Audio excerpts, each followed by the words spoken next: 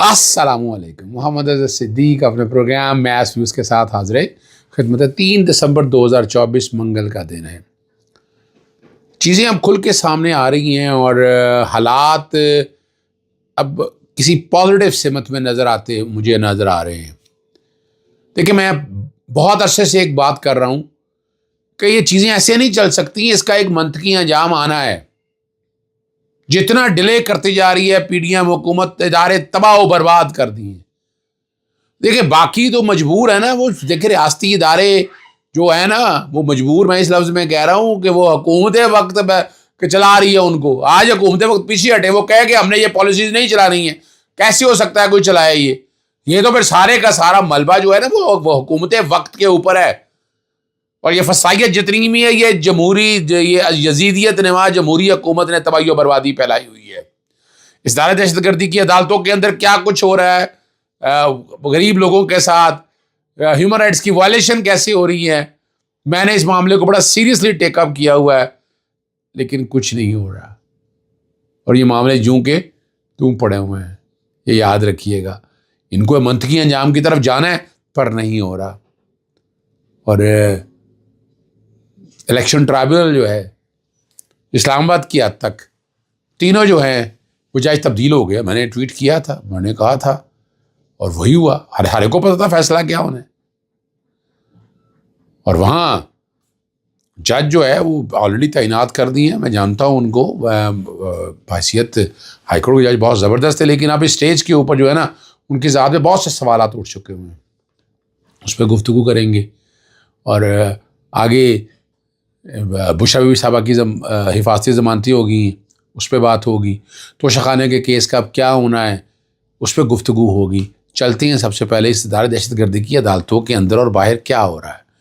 اور مطیع اللہ جان نے سارا آپ کو بتا دیا تھا کہ وہاں اندر کس طرح لوگوں کو پکڑ کے کہاں لے جا کر، یعنی اتنا ظلم اور ستم کر رہی ہے یہاں متعلقہ پولیس جو ہے۔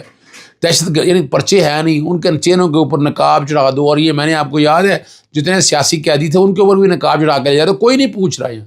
یہاں کہاں کہ انسانی حقوق اور بنیادی حقوق کے تحفظ کی تنظیمیں، ان کا کام نہیں ہے۔ میں نے تو پٹیشن دائر کی ہوئی ہیں، میں تو کوشش کر رہا ہوں کہ یہ سارا ٹارچر ختم ہونا چاہیے۔ یہ جتنا تشدد اور یہ ٹارچر ہے یہ کب ختم ہوگا؟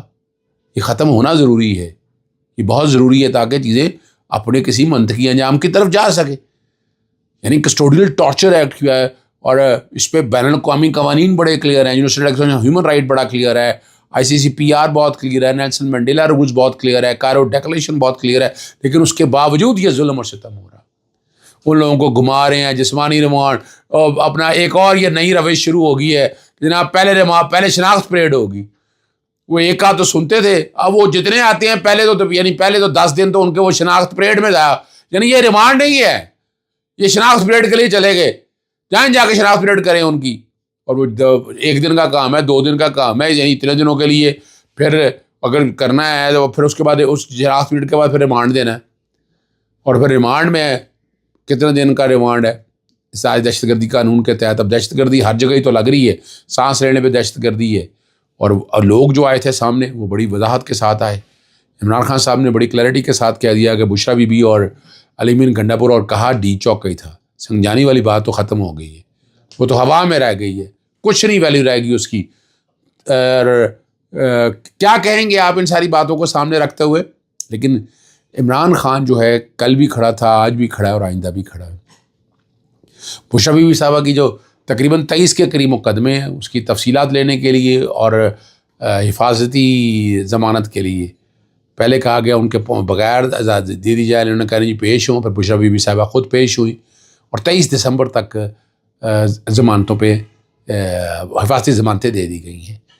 ادھر توشہ خانہ میں کیس لگا ہوا تھا، اور یہاں بتایا گیا کہ سرنڈر کر دیا ہے کورٹوں میں، اور اب فوری طور پر عدالتوں کے اندر آئیں گے۔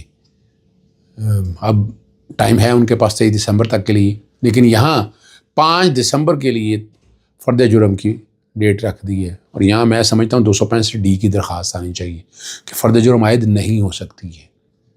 یہ میں نے، اور یہ مقبول جان سب کے کیس پہ بھی دی، آپ کو یاد ہوگا کہ یہاں یہ فرد جرم نہیں بنتی نا، FI کے پاس اختیار کہاں سے آ گیا؟ اور یہ 265D کی درخواست دینی چاہیے تاکہ اس کی جورسڈکشن کا معاملہ پہلے ہی طے ہو جائے. یہ توشہ خانہ 2 کون سا والا ہے جو نیب سے آیا ہے FIA کو, اور FIA کا اختیار کہاں سے آ گیا کہ وہ اس سارے معاملے کو دیکھے, اور کتنے سرکاری افسر ہیں اس کے اندر, یہ بھی ذرا بتائیے گا. یہ بھی حیران کن بات ہے کہ اداروں کے اندر اداروں کے ماتحت ہیں یا ادارے آپ کے ماتحت ہیں. محمد مالک کا سوال, یہ تو آپ کو بھی پتہ ہے, مجھے بھی پتہ ہے, جس بات سے متعلق ابہام ہی نہ ہو اس میں کیا وضاحت کرنی ہے کہ کون کس کے ماتحت ہے. یہ رانا ثناء اللہ نے لفظ کہے ہیں, یعنی اپنی بے بسی کا اظہار کر دیا. جو میں نے شروع میں بات کہی تھی کہ آپ کھل کے سامنے آئیں, یعنی آپ یہ حکومت وقت اٹھائے نا, یہ کیوں اس طرح کے جھوٹے پرچے درج ہو رہے ہیں, زیادتی کیوں ہو رہی ہے, سول لبرٹیز کرٹیل ہو رہی ہیں, یہ سارا یہ حکومت وقت کر رہی ہے. حکومت وقت یعنی دیکھیں نا, یہ سول گورنمنٹ کے کام ہے.